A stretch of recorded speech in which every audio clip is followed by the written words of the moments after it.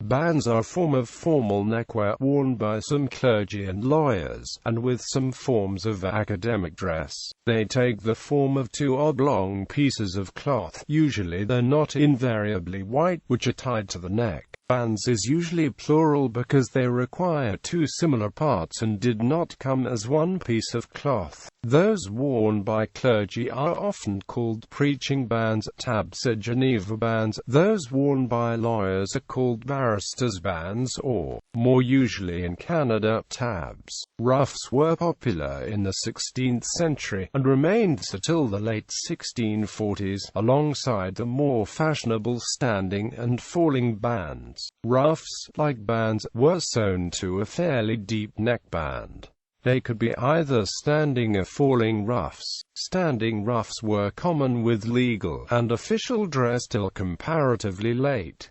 Falling ruffs were popular c. 1615 to 1640s. Origin. In the early 16th century, bands referred to the shirt neckband under a ruff. For the rest of the century, when ruffs were still worn, and in the 17th century, bands referred to all the variations of these neckwear. All bands or collars arose from a standing neckband of varying heights. They were tied at the throat with band strings ending in tiny tassels or crochet-covered balls. Bands were adopted in England for legal, official, ecclesiastical and academical use in the mid-17th century. They varied from those worn by priests, to the much shorter ecclesiastical bands of black gauze with white hem showing on the outside. Both were developments of the 17th century lay collar, legal and academic costume. Bands varied from small white turn-down collars and ruffs to point lace bands, depending upon fashion, until the mid-17th century, when plain white bands came to be the invariable neckwear of all judges, sergeants, barristers, students and clerical and academical men. The bands are two strips of bleached holland or similar material, falling down the front from the collar. Plain linen falling bands, developed from the falling collar, replaced the ruff about 1640.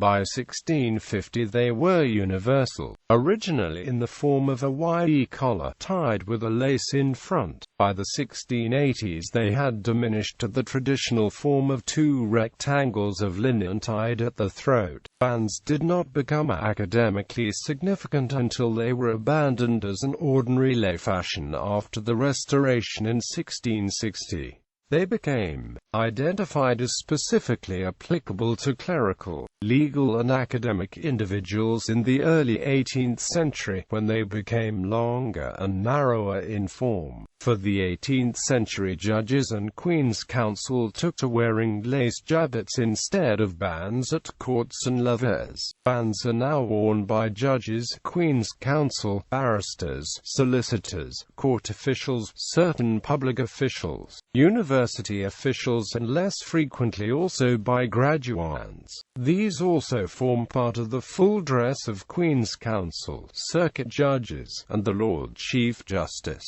Mourning bands, which have a double pleat running down the middle of each wing or tongue, are still used by barristers. Clergy may also wear bands, which may be of black material, which are also known as Geneva bands. By the end of the 17th century, Queen's Counsel wore richly laced cravats. For the later part of the 18th century they wore bands instead of the cravat as undress. In the 18th century a lace fall was often used as an alternative to the bands by judges in full dress.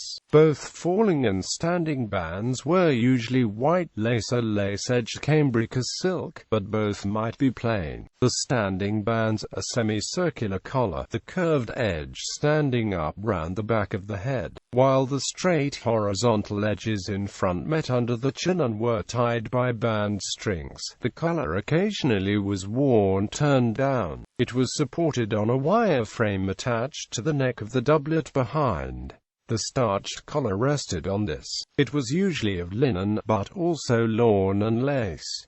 They were popular for a quarter of a century. The soft, unstiffened collar draped over the shoulders of the doublet were called falling bands. Until the Civil War, barristers wore falling bands, also known as a rabat, with about 6 stabs arranged one upon the other, and having the appearance of ruffs rather than bands. They differed from the bands of the clergy of that period in that they were not poked as the latter were. Lawyers took to modern bands about the middle of the 17th century. They continued in ecclesiastical use well into the 19th century in the smaller, linen strip or tab-form short bands. These are retained by some priests of the Church of England, academics, lawyers, ministers of the Church of Scotland, the Presbyterian Church in Ireland and the English nonconformist churches. Bands were adopted early in the 18th century by parish clerks and dissenting ministers, as well as by clergymen of the established churches in Europe.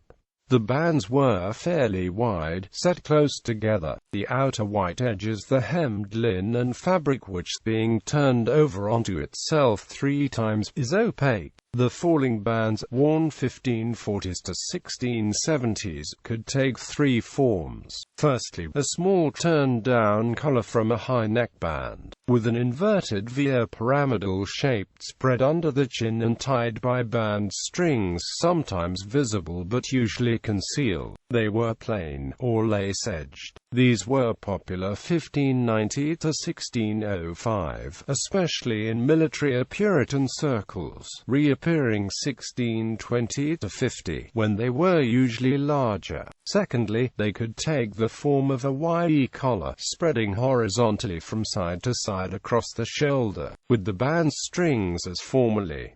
These were popular 1630s to 1640s. Thirdly, a deep collar, a bib, square cut, spreading down the chest, the front borders meeting edge to edge flat, or with an inverted box pleat. The corners were square or frequently rounded after 1660. Broad lace borders were usual, with the band strings as formerly. These were popular 1640s to 1670s. Relation to neckties. The cravat or neckcloth was popular 1665 to 1730. It was a large square or triangle of either linen, lawn, silk, muslin, often starched, with the ends usually bordered with lace, or decorated with tasseled beads, and tied loosely beneath the chin. Formal cravats were always plain white, otherwise they could be colored or patterned. Tying the cravat in a bow was popular c. 1665. Fastening with a cravat string was popular c. 1671. By 1680 to 90 the cravat was worn falling over a stiffened ornamental cravat string. 1695 to 1700s, or the Steinkirk style, with the front ends twisted and the terminals either passed through a buttonhole or attached with a brooch to one side of the coat. The cravat was popular until the 1740s, and with the elderly thereafter. In the 1840s several types of cravat were in use, the most traditional being a large bow with pointed ends. The variety of neckwear became very much greater in the 1890s. The scarf, formerly known as the kerchief, was also worn. In the 1890s neckties became popular, commonly in a butterfly bat's wing-shaped bow. By the 1850s separate, starched collars were standard, these reaching 3 inches in height by the 1890s, until about 1950. Apart from short-sleeved, open-necked sportswear, day shirts always had a long sleeve with cuffs, closed by links or buttons, and with a neckband with separate collar fastened by studs, or an attached collar. The attached collar is now dominant. The result is that bands are rarely used by graduates, who prefer the contemporary downturn collar and necktie.